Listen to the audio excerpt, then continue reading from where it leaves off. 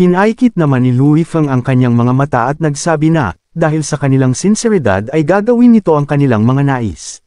Sa narinig ng mga tungaw ay makikita ang kanilang mga pagmumukha na halatang excited ang mga ito sa sasabihin ni Louis Feng. Agad naman tinaas ni Louis Feng ang kanyang tatlong daliri nito, nakangiti itong nagsabi na ibebenta niya ang formula sa halagang 300,000 na gold coins. Dahil sa mga narinig ng mga tungaw ay parang tinamaan ng malalaking kidlat ng katotohanan at nanigas na sila na parang bato dahil sa laki ng presyo na hinihingi ng ating bida. Kaya sumigaw ang isang tungaw kung ano daw ba nasa isipan ni Louis Feng dahil 300,000 ang nais nito. Nakangiti lang naman si Louis Feng at muling nagsabi na ibebenta niya ang formula ng pabango sa 300,000 na gold coins. Si Boy Balbas ay nagalit din dahil halata na ayaw daw ibenta ni Louis Feng ang formula, tama daw ba? At may nais itong nakawin ang kanilang mga kayamanan. Si Louis Feng naman ay muling naging seryoso at pinagpayahan na niya na ito na ang presyo ng formula, kaya kung nais nilang magbid sa presyo ay kaagad na itong bumalik sa kanya. Dagdag pa nito na ipaalam din nila ito sa iba ang kanyang sinabi na presyo nang sa ganun ay malaman ng mga tao ang tunay nitong presyo. Kasabay nito ay tumayo na ito at nakatikom ang kanyang kamao na halatang naiinis siya sa kanyang mga kausap. Muli pa itong tumingin si Louis Feng at sinabihan ang mga tungaw na bumalik ito sa kanilang mga master at sabihin ang presyo. At siya ay isang Castilian at isang negosyante kaya ayaw niyang ibaba ang presyo. Dahil sa mga sinabi ni Louis Feng ay nagbanta ang mga tungaw kay Louis Feng, ngunit hindi nagpasindek si Louis Feng at inutusan niya ang mga ito na umalis na dahil ayaw niya na daw makita ang kanilang mga pagmumuka. Nagpahabol naman ang isang tungaw na makukuha na ng ika-4 na prinsipe ang kanlurang bahagi ng kingdom kay maghanda na so ito sa kanyang sarili. Ngunit isang ngiti lang ang pinakita ni Louis Feng sa nagbabantang tungaw. Nang makaalis na ang mga tungaw ay lumabas si Darlene at nag-aalala itong nagsabi kay Louis Feng na kung malalaman ng mga prinsipe ang nangyari ngayong araw ay baka maghiganti ito sa Ziyang City. Ngunit naging seryoso naman si Louis Feng sa sinabi ni Darlene patungkol sa paghigantay ng mga prinsipe. Nagsabi ito na kahit sabay-sabay pa daw magpunta dito ang mga prinsipe ay tinitiyak niya na kaya niya itong harapin. Ngunit biglang lumingon si Louis Feng kay Darlene at nakangiti na ngayon daw ay oras naman nito na siya ay kanyang tuluyan. Natigilan naman si Darlene at hindi nakapagsalita sa narinig nito sa kanyang Lord Louis Feng. Samantala biglang nalipat ang eksena sa kalye ng Ziyang City, habang naglalakad sa mataong lugar sina Darlene at Elisa ay kapansin-pansin na malungkot si Elisa. Kaya kaagad nang nagtanong si Darlene sa kanyang kaibigan kung bakit ito malungkot ngayon. Sumagot naman si Elisa na mayroon lang daw bumabagabag sa kanya ng kakaibang bagay. Sa narinig ni Darlene ay tila inaasar niya ang kanyang kaibigan kung dahil daw ba ito sa kanyang Lord Louis Feng. Dahil naligtas nito ang kanyang mga kalahi, kaya gumawa na daw ba ito ng unang hakbang para mapalapit pa kay Louis Feng. Sa mga pang-aasar ni Darlene ay hindi naman nena si Elisa bagkus ay seryosong nagsalita na napakabuti daw ng kanyang Lord Louis Feng dahil hindi lang nito niligtas ang kanyang buhay bagkus pati ang kanyang mga kalahi. Sa mga pahayag ni Elisa ay pinakalma ni Darlene ito dahil wala naman daw ibang kahulugan ang naganap, kaya huwag na daw itong mag-isip ng kung ano-ano. Ngunit malungkot lang na sumagot si Elisa na marami pang mga hunter ang magpupunta dito sa lungsod dahil sa kanya, kaya nababahala at ayaw niya na maging magulo ang lungsod ng Ziyang City dahil sa kanya. Nalungkot pa itong pinaliwanag kay Darlene na kaya siya pumayag na manatili sa lungsod dahil binigyan siya ng trabaho ni Louis Feng na maging leader sa binuo nilang sniper team. Pangalawa, natatakot siya na walang mapuntahan ang kanyang mga kalahi. Kaya ang naiisip niya lang na paraan para maging ligtas ang lungsod ay umalis siya dito sa Ziyang City. Samantala nang marinig ito ni Darlene ay pasiga na sinabihan si Elisa na kung aalis ito ay mawawalan ng kabuluhan ang mga plano ng kanilang Lord Louis Feng. Nagtataka naman na nagtanong si Elisa kung anong plano ito, ngunit hindi na nakasagot si Darlene dahil isang nilalang ang sumigaw sa kanilang likuran at nag-aalok ng dyaryo. Kaya dahil dito ay nakangiti si Darlene na sinabihan si Elisa na sasabihin niya daw ito sa kanya bukas. Kaya mabilis itong nagtungo sa nagbebenta at humingi ito ng isang dyaryo. Samantala habang naglalakad sina Darlene ay may isang anino ang patuloy na nagnagmatyag sa mga kinikilos nila. Pinapakilala naman sa kwento ang dalawang nagmatyag kina Elisa, ang babae ay si Red Plum na galing sa Bounty Hunter. Ang lalaki naman ay si Hound na galing din sa Bounty Hunter. Habang pinagmamasdan nila sina Elisa ay labis ang galit ng babae dahil napakarami daw mga guard ang umiikot. Ang lalaki naman ay nagtanong kung bakit 1,000 na gold coins ang nakapatong sa ulo ng elf na ito, dahil mukha lang naman daw itong ordinaryo. Dagdag pa nito na ang misyon nila ay mahuli ng buhay ang nilalang na ito, hindi naman daw kaya ay may isang sekretong tinatago ang elf na iyan. Sumagot naman ang babae na kung ang reward nito ay umabot sa 1,000 na gold coins, ay tinitiyak niya na isang treasure map ang hawak ng elf na ito. Sa nabanggit na treasure ng babae ay muling nagpahayag ang lalaki na mayroon daw magaganap na auction bukas ang lungsod na ito. Umiling naman ang babae dahil alam niya ito, pero ang problema daw ay wala silang imbitasyon dahil ang may mga imbitasyon lang ang maaring makapasok doon sa venue. Sa mga narinig ng lalaki ay nilabas nito ang imbitasyon na kanyang nabili at nakangiti itong nagsabi na makakapasok daw sila doon.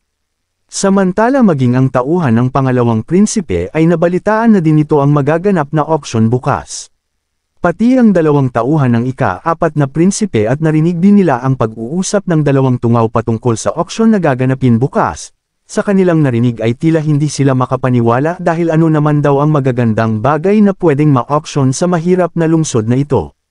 Sumang-ayon naman ang isang tungaw sa sinabi ng kanyang kasama, kaya nagplano sila na pumunta doon bukas para makita nila ang mga ganitong mga biro. Pati ang tauhan ng unang prinsipe ay napagsabihan din ito ng tindero na wala silang ganitong kalaking perlas na may sukat na 14 na milimetro. Ngunit mayroon daw ito sa gaganapin na auction bukas ng gabi. Sa narinig ng tipaklong ay nagulat ito ng bahagya dahil hindi siya makapaniwala na may gaganapin na auction sa lungsod na ito. At ang perlas na may laki ng 14 na milimetro ay naroon, kaya kailangan niya daw magtungo doon bukas. Samantala mabilis na lumipas ang mga oras at napunta na ang kwento kung saan ay oras na sa kaganapan ng auction. Makikita natin ang napakaraming mga tao ang sabay-sabay na nagtungo sa venue. Ang ibang mga tao ay naruroon upang makita nila ang kahalagahan lalaki ng ating bida. Ang mga taong ito ay ang mga galing sa lungsod sa Greystone City na siyang tinulungan ni Louis Fang at binigyan ng mga tirahan at pagkain. Habang nag-uusap sila ay may isang nilalang na sumigaw dahil dumating na daw ang Castellian. Maya-maya pa ay kaagad na din bumaba si Louis Fang sa karwahe at napalingon ito dahil mayroon malalakas na sumigaw at tinawag siya. Ilang sandali pa ay nakita niya ang mga taong sabay-sabay nang yumuko sa harapan ng ating bida at nagpasalamat ito sa kanya. Pinaliwanag naman ni Mina kay Louis Fang na ang mga tao daw na iyan ay ang mga residente ng Greystone City at pinapakita lang nila ang kanilang mga pagpapasalamat. Maya-maya pa ay nakangiti si Louis Fang at sinabi niya na huwag daw nila itong gawin, dahil ang pangako niya na kung hindi sila gagawa ng krimen at magtrabaho lang sila ng maayos ay tinitiyak niya na maprotektahan niya sila. Sa mga sinabi ni Louis Fang ay masayang-masaya ang mga tao na naroon maliban na lang sa dalawang tungaw dahil hindi sila natutuwa sa atin bida at binalaan pa nila ito na tuturuan daw nila ito ng leksyon balang araw. At kung dumating na daw ang ika-4 na prinsipe ay tiyak na hihingi daw ng awa itong si Louis Fang. Ilang sandali pa ay niyaya na nito ang kanyang kasama na magtungo na ito sa loob ng venue at sinalubong sila ng babae upang ipakita nila ang kanilang imbitasyon na kaagad naman nilabas ng tungaw ang imbitasyon nila. Ngunit patuloy pa rin ang pagkainis ng isang tungaw dahil naghintay sila sa isang baron lang. Ngunit habang iniaabot nito ang imbitasyon ay may isang sobra na makulay na hamarang sa kanilang imbitasyon. Ang may-ari nito ay ang tauhan ng ikalawang prinsipe at kinutya niya ang dalawa dahil hindi daw nila nakayanan ang bumili ng isang VIP na imbitasyon. Halatang nagalit naman ang dalawang tungaw sa asal ni Viscount Kington, ngunit wala silang magawa dahil prioridad ang mga VIP sa nasabing auction. Habang nakangiti papasok si Viscount Kington ay galit na galit ang isang tungaw at gusto na nitong manakit. Ngunit hinadlangan siya ng kanyang kasamahan dahil darating din daw ang araw na babaliktad ang lamesa. Samantala nang makapasok na ang tungaw na si Viscount Kington at namangha ito sa mga dekorasyon sa venue. Ngunit labis pa itong nagulat dahil nakita niya na nakaupo na mga upuan sa ordinaryong mga bisita ang tauhan ng unang prinsipe na si Viscount Smith. Dahil sa kay-abangan ng tungaw ay nilapitan niya ang tipaklong at nagyabang ito na kung bakit daw sa likod ito nakaupo. Muli pa itong nagsabi na kung malayo daw ito ay mahihirapan itong makita ang item na ma-auction. Hindi na pinasagot ang tipaklong dahil mabilis na din itong tumalikod at sinabihan pa nito ang kanyang kausap na nakalimutan niya na hindi daw pala kaya ni Smith ang makabili ng VIP na upuan. Sa mga sinabi ni Viscount Kington ay pasiga na nagalit si Viscount Smith na nahuli daw siya kaya nasa likuran siya nakaupo. Samantala makikita naman natin sina Louis Feng sa itaas nila na pinagmamasdan ang mga kilos ng mga tungao. Napunta naman ang eksena kina Louis Feng, masaya na nagsabi si Annie na tagumpay daw ang kanilang mga naging plano sa mga galit na mga noble. Kaya mamaya ay tiyak niya na magpapataasan ang mga ito ng pagbid sa item at siguradong malaki ang kanilang kikitain. Sa mga pahayag ni Annie ay hinawakan ni Louis Feng ang ulo nito at nagpasalamat ito. Ngunit si Mina ay nagtataka kung anong plano daw ba iyon na tinutukoy nila. Pinaliwanag naman ni Louis Feng na ang mga noble ay nagtipon-tipon sa iisang venue at halos kilala nila ang isa't isa. Kaya mamaya ay tiyak niya na magpapaligsahan ang mga ito sa pagbid ng item. At plano ni Annie na hatiin ang mga upuan ng mga noble depende sa kanilang katayuan, at ang ma-auction na item ay pinasimulan ni Annie sa mababa patungo sa mataas na presyo. Kaya ang magiging resulta, ang matatalo sa unang laro ng pagbid ay babawi sa susunod na item para manalo. Pero ang nanalo sa item ay muli itong susubok para makuha ang ibang item. Naliwanagan naman si Mina sa mga sinabi ni Louis Feng.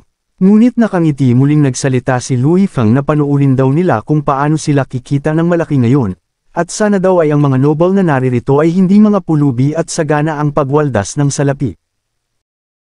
Hindi rin nagtagal ay pinasimulan na ang auction, at si Darlene ang nakatalaga sa pagiging auctioneer. Matapos magpakilala ni Darlene ay bakas sa mga pagmumuka ng mga noble ang pagiging excited dahil ipapakita na daw ang unang item, at bukod pa dyan ay ano naman daw kayang item ang mayroon sa maliit na lungsod na ito. Maya-maya pa ay may nilabas na ang item, masaya na sinabi ni Darlene na ang unang item ay ang limited perfume ng Xiang City, at 7 lang daw ito na nagawa sa loob ng 1 taon, kaya pinasimulan niya ito sa halaga ng 100 na gold coins. Dahil sa mga narinig na halaga ay nagulantang ang mga tao sa gulat dahil napakamahal nito. Maging ang dalawang tungaw ay hindi makapaniwala dahil marunong daw pala magpa-auction si Louis Feng. Dagdag pa nito na isang ordinaryong pabango lang daw ito pero mataas na ang presyo, kaya sa susunod na item na lang sila magbid. Ngunit pinatigil naman ng kanyang kasama ang pagsalita nito dahil hindi daw ba nito nakikita ang lagayan ng pabango. Pinapakita naman ng mga pabango na magaganda ang mga lagayan at talagang kaakit-akit ito sa kanila dahil matingkad daw na pagiging crystal ang mga lagayan. Napansin din ito ng ibang mga tao ay masaya sila dahil kung maubos na ang laman ng pabango ay ang lagayan naman nito ay kikita siya pag may benta niya ito. Pati ang isa ay namangha dahil hindi niya akalain na may mga ganitong bagay ang lungsod ng Xiang City. Ang hindi alam ng mga tungaw na binili lang ito ng ating bida sa Shopee na may free shipping fee. Balik tayo sa kwento, may biglang nagtaas ng kamay at nagbid ito ng 200 na gold coins para sa pabango. Mapapansin naman natin si tungaw na tila hindi ito makapaniwala dahil napakataas daw ng umpisa na presyo sa item. Ngunit biglang may nagbid ng 500 na gold coins, pero dahil sa kagustuhan na makuha ang item ay may nagbid ng 800 na gold coins dahil dito ay nagtanong si Darlene kung may magbid pa daw ba. Dahil kung wala na ay ibibigay niya ang item sa bisita na may numerong 29. Pero sa hindi inaasahang pangyayari ay may nagtaas sa 900 na gold coins dahilan para mapangiti si Annie dahil inaasahan niya daw ito na ganitong mangyayari. Samantala si Mina ay nagtanong kay Louis Feng kung marami pang bibisita sa kanila kung malalaman ng ibang mga lungsod ang kanilang mga magagandang bagay matapos ang auction na ito, tama daw ba? Sumagot naman si Louis Feng na tama daw iyon, pero huwag daw nitong pansinin ang mga ibang mga nilalang dahil nakahanda daw siya para dito. Samantala natapos ang unang item sa pag-auction sa halagang 900 na gold coins, kaya nakangiti si Darlene na lilipat na daw sila sa susunod na item. Ang eksena ay napupunta muli kina Louis Feng at nakangiti itong nagsabi kay Elisa na tatanggalin niya na daw ngayon ang palagi nitong kinababalisahan ang pabuya para sa kanya. Nagtakang nagtanong si Elisa kung tunay daw ba natatanggalin ni Louis Feng ang mga ito. Kaagad namang napunta ang eksena kung saan ay may isang kahon sa sahig at nagsabi si Annie kay Louis Feng na naririto na daw lahat. Dito ipinapakita ang iba't ibang mga hugis ng mga makikinang na mga baso. Dahil sa nakita ni Elisa ay labis itong namangha dahil napakaganda daw ng mga ito, pero kaagad naman nag-abot ng liham si Louis Feng at sinabi niya kay Elisa na basahin daw niya ito pag nasa stage na siya mamaya. Biglang pumasok sa isipan ni Elisa ang pahayag sa kanya ni Darlene kahapon ang patungkol sa magandang plano ng kanilang Lord Louis Feng. Ngunit sadyang mahiyain si Elisa kaya malumanay itong tumanggi sa alok ng kanyang Lord Louis Feng dahil ang labis daw itong mahal kumpara sa kanyang bounty na 1,000 na gold coins. Ngunit sinabihan ni Louis Feng si Elisa na mas mahalaga daw ang kaligtasan ni Elisa kumpara sa mga bagay na ito. Nakangiti pa itong nagsabi na dalawang purpose ang bagay na ito. Una ay nais niya talagang ibenta ito, pangalawa ay maliligtas pa sa panganib ang buhay nito. Ngunit sa isipan ng ating bida ay nag-aalala siya kung mawawala si Elisa sa grupo ng sniper team. Habang tulala si Elisa na pinagmamasdan sina Louis Feng, ay muling nagsabi si Louis Feng na kung tatanggihan niya ito ay masasayang lang ang buong plano nila ngayong gabi. Sinang-ayunan naman ni Mina ang pahayag ni Louis Feng dahil ginugol daw ng kanilang Lord Louis Feng ang mga bagay na ito sa mga nakaraang araw. Si Annie naman ay muling sinabihan si Elisa na huwag daw itong manghinayang sa mga bagay na ito dahil marami pa daw ang ganito sa loob ng kanilang kastilyo.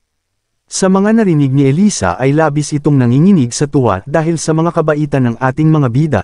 Nagpahayag pa ito na wala na daw siyang masasabi pa sa mabubuting loob ng kanyang mga kasamahan. Maya-maya pa ay nakangiti itong namumula at masaya na tinatanggap ang alok ni Louis Feng. Sa pagpayag ni Elisa ay mabilis naman na nilapitan ni Mina at sinabihan niya na dapat mabilis lang daw nitong ipahayag ang nasa sulat.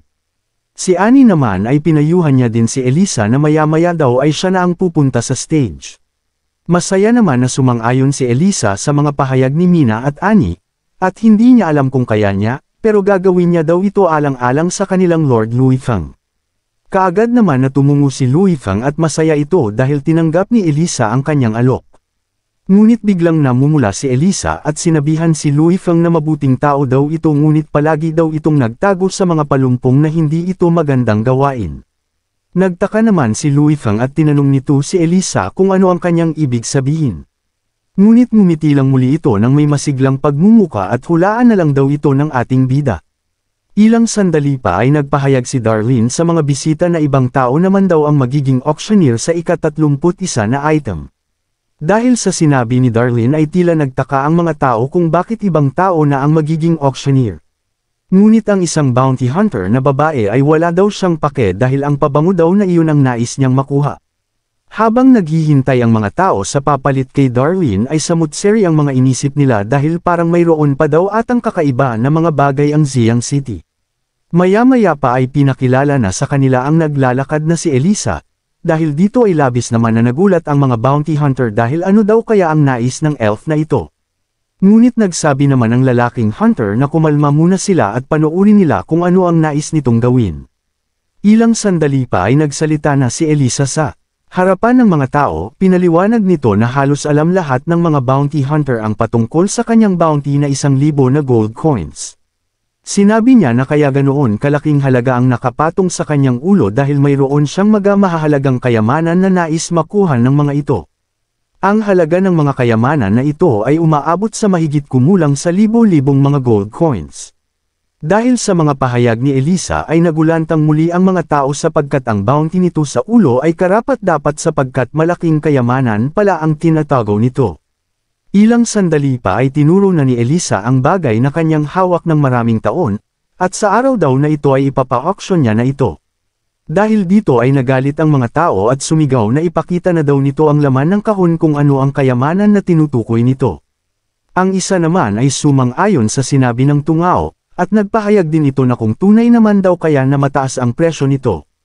Hindi rin naman nagtagal ay kaagad naman binuksan ni Elisa ang kahon at tumambad sa mga tao ang mga basong babasagin. Dahil dito ay labis ang mga gulat ng mga tao sa sobrang ganda ng mga basong ito at talagang masasabing na tunay daw itong mga kayamanan. Hindi pa nga nagbigay ng presyo si Elisa sa mga item, ay mayroon nang nag-offer ng 2,000 na gold coins. Ngunit sinundan ito ng 5,000, at mayroon din naman nag-offer sa halagang 10,000 na gold coins. Sa mga nasaksihan ni Louis Feng at Annie ay labis silang natuwa dahil ito na daw ang kanilang inaasahan na mangyayari. Nakangiti naman si Louis Feng dahil sa pahayag ni Annie. Kaagad naman inutusan ni Louis Feng si Annie na ilagay daw sa dyaryo ang mga kaganapan na ito bukas, na kaagad din naman sinang-ayunan ni Annie. Samantala ang dalawang bounty hunter ay nadismaya dahil malamang kung mababalitaan ng bounty club na nabenta na ang mga bagay na ito, ay tinitiyak niya hindi na magbibigay ang bounty club ng pabuya sa ulo ng elf na ito. Nagbuntong hininga naman ang lalaki at sumang-ayon sa sinabi ng kanyang kasamahan. Samantala matapos ang matagumpay na auction ay napupunta na muli ang eksena sa kastilyo ng Ziyang City. Sa loob nito ay masaya na nagkaroon ng salo-salo ang mga bida natin. Kaagad naman tumayo si Annie at nagpahayag sa kanyang mga kasamahan na kung magkano daw ba ang naging kita nila sa natapos na auction. Nagtanong naman si Nicole at Diz kung magkano nga daw ba dahil wala silang ideya. Ngunit sa hindi inaasahang pangyayari ay sinabi ni Darlene na nasa 13,000 na gold coins. Dahil dito ay pasiga na nagtanong si Annie kung paano daw ito nalaman ni Darlene. Masaya naman na sinagot ni Darlene dahil siya daw ang auctioneer kaya alam niya ito sa kanyang isipan. Samantala sa mga sinabi ni Darlene ay nalungkot na ang kaninang masigasig na si Annie dahil hindi na niya daw pala maipapakita ang resulta. Namangha naman si Nicole sa laki ng kanilang kinita. Samantala si Louis Feng naman ay nagpahayag na ang benta nila sa capital sa pamamagitan ni Miss Darlene ay nasa 10,000 na gold coins. Kaya sa suma total ay mayroon silang mahigit sa 20,000 na mga gold coins sa ngayon. Kaagad namang naisip ni Annie na tila solve na ang kanilang problema sa mga gagawin na barko dahil nagkahalaga lang naman ang bawat isa sa 50 na gold coins. Samantala biglang tumayo si Louis Feng at nagpahayag na pati ang mga biktima ay kanila na din natulungan, kaya ngayon ay oras naman na paunlarin pa nila ang lungsod ng Ziyang City. Dahil dito ay nagtanong si Darlene kung may naiisip na daw ba itong bagong ideya. Pati si Annie ay nagtanong kung ano na daw susunod nilang gagawin. Sa tanong ng dalawang dilag ay tinaas ni Louis Feng ang kanyang 3 daliri at nagsabi na mayroon na silang 3 main directions. Pinaliwanag ni Louis Feng na ang una ay magtatayo sila ng water supply sa pamamagitan ng waterfalls at padadaluyin nila ito sa mga kawayan patungo sa lungsod. Ang pangalawa naman ay masigla nilang aayusin ang mga bundok sa labas ng lungsod at kailangan nilang pagsamantalahan at magamit ang mga resources doon. At ang pangatlo ay patataasin nila ang pakipagkalakalan sa grassland dahil ang populasyon ng lungsod ay lumalaki. Nagtanong naman si Annie kung ano naman daw ang water supply na ito. Pinaliwanag naman ni Louis Feng na magkakaroon ng mga unlimited na tubig ang bawat bahay, at bukod pa dyan ay hindi na magigib pa ang mga residente para makakuha ng tubig.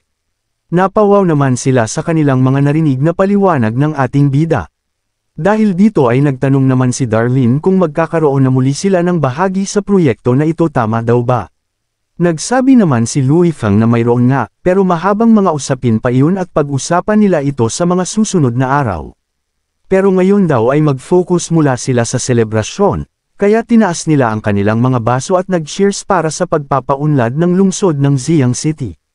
Nang matapos ang salo-salo ay lumapit naman si Darlene kay Elisa at nasiyahan siya dahil napakasarap daw ng wine na kanyang iniinom. Ilang sandali pa ay nagtanong na ito kay Elisa kung aalis pa daw ba ito. Tumungo naman si Elisa at nagsabi na hindi sa panahon na ito.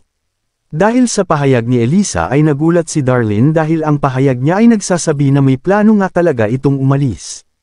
Pinaliwanag naman ni Elisa na ang ginawang taktik ng kanilang Lord Louis Feng ay palayuan lang ang mga bounty hunter sa kanya pansamantala. Ngunit kung sakaling makuha na ng mga bounty hunter ang item na kanilang naibenta ay tiyak siya na babalik ang mga ito para hulihin siya. Kaya hindi siya mag-atubili na umalis sa lungsod, malungkot pa itong nagsabi na parang kakaiba ang nararamdaman niyang lungkot na parang umaalis siya sa totoo niyang kinalakihan. Sa sinabi ni Elisa ay nagtanong si Darlene kung nalulungkot daw ba siya umalis dahil sa lungsod ng Ziyang City o dahil kay Lord Louis Feng.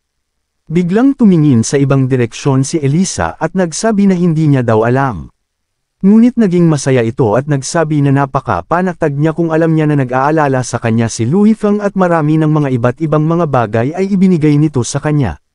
Sa narinig ni Darlene ay kaagad itong namumula at sinabihan si Elisa na tila in love daw ito, kaya para mapatunayan niya kung tunay ito ay dapat may akap mo daw si Louis Feng. Namumula naman na nagtanong si Elisa kung saan naman daw nito natutunan ang ganyang mga salita. Kaagad naman naging seryoso si Darlene at binasa nito ang ginawang nobela ni Lucy at dito niya daw ito nakita. Tuluyan ng umusok at namumula ang pagmukha ni Elisa dahil sa sobrang hiya nito. Samantala lumipat naman ang kwento sa mansyon ng unang prinsipe. Habang kumakain ito ay may tinanong ito kung nakita na daw ba nila ang babaeng iyon. Humingi naman ng tawad ang kawal dahil nahirapan daw nila itong mahanap, bukod pa dyan ay patuloy pa rin na tumulong ang orc na kasama nito. Dahil sa narinig ay hinampas nito ang baso sa lamesa at sumigaw ito. Masyado niya daw minaliit ang kakayahan ng prinsesa, siguro ay nagbalat kayo ito para hindi matukoy na isa itong prinsesa at madali lang ito nakakalayo ng capital city. Muli na itong tumayo at inutusan niya nagkawal na ipamalitis sa mga noble sa buong capital city ang patungkol sa kanyang sasabihin. Ayaw na may isa man sa mga noble ang sumuporta sa kanyang katunggali na si Green, kasabay nito ay kaagad naman sumang-ayon ang kawal. Samantala habang nakatalikod ang prinsipe ay may isang nilalang na lumapit at nagtanong kung maayos lang daw ba ang unang prinsipe. Kaagad naman lumingon ang prinsipe at nakilala niya ito. At nagsabi pa na ikaw na naman, sa bawat papakita daw nito ay mayroon nagaganap na hindi kanais-nais. Ngunit tumawa lang ang nakabalabal at nagsabi na akala niya ay natutuwa daw ito kung nakikita sila. Kaagad naman lumapit ang prinsipe at pinaliwanag nito na matutuwa lang siya kung hindi ito manghingi ng pera. Ang una ay humingi ito ng 1,000 na gold coins kapalit sa balita patungkol sa mga nais magtrehidor sa kanya. At bukod pa dyan ay humingi din ito ng 2,000 na gold coins para naman sa isang noble na may balak na magtrehidor sa kanya. Kaya ano naman daw ang dala nitong balita ngayon at magkano naman ang presyo? Bahagyang ngumiti ang tungaw at nagsabi na hindi niya na daw kailangan ang mga gold coins nito ngayon at sa hinaharap. Naririto daw siya para sa pakipagkooperasyon sa ngalan ng kanyang bishop. Hindi naman naniwala ang tipaklong sa sinabi ng tungaw at halata sa kanyang pagmumuka ang pagdududa. Tinanggal naman ng tungaw ang kanyang takip sa ulo at nagpakilala na siya daw ang third deacon ng The Bishop of God. Nagtaka naman na nagtanong ang tipaklong kung ano daw ba ang The Bishop of God. Pinaliwanag naman ng tungaw na ang Bishop of God ay isang organisasyon na pinamumunuan ni Father Lomistro bilang kanilang God. Ang kanilang nais ay ipagpatuloy ang regalo ng God, para nang sa ganoon ay tumira sila magpakailanman sa Kingdom of God. Naging kakaiba ang pagmumukha ng tungaw at nagsabi muli na ang kanilang masuportahan na makaupo sa trono ay ang unang prinsipe. Ang tangi lang nitong kapalit ay pumayag ito na magtayo sila ng mga simbahan sa lungsod para ipahayag ang patungkol sa regalo ng God, at kung magkagayoy ay kung makaupo na ito sa trono ay madali na lang nila na mapag-isa ang mga tao sa buong bansa. Sa narinig ng mahabang paliwanag ng tungaw ay nagtaas kilay lang itong si Tipaklong dahil kung yun lang daw ba ang mga nais nito na tila napaka-simple naman nito. Nakangiti naman ang tungaw na nagsabi na itong lang daw ang lahat ng kanilang mga nais.